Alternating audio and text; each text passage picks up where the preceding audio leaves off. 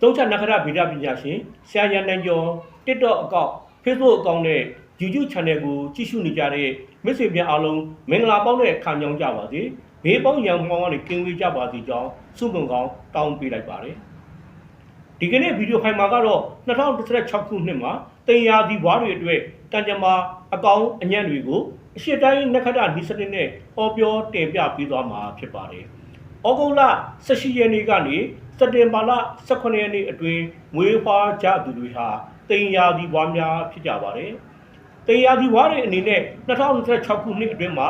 စက်ပစ္စည်းကိရိယာအယောင်းဝယ်လုပ်ငန်း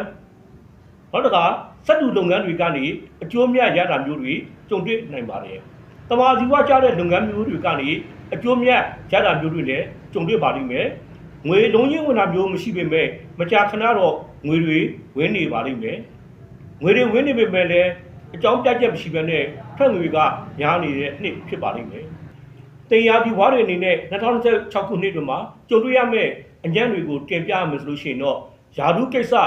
အလုပ်ကိစ္စအိုးအိမ်ကိစ္စတွေကြောင့်ပူပင်တော့ကရောက်ရတာမျိုးတွေကြုံတွေ့နိုင်ပါတယ်။ဝင်ငွေတွေဖက်ငွေကပို့ပြီးတော့မှများနေပါလိမ့်မယ်။လက်ထဲမှာငွေမမြဲတာမျိုးတွေကြုံတွေ့နိုင်ပါတယ်။လူငယ်တွေအနေနဲ့ကတော့ပညာရေးဘက်မှာ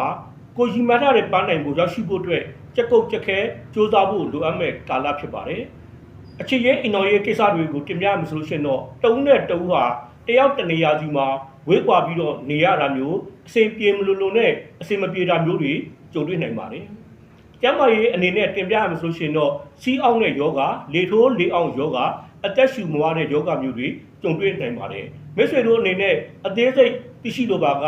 ကျွန်တော်ရဲ့ Messenger ကဖြစ်စေ Viber ကဖြစ်စေဆက်သွယ်မေးမြန်းနိုင်ပါတယ်။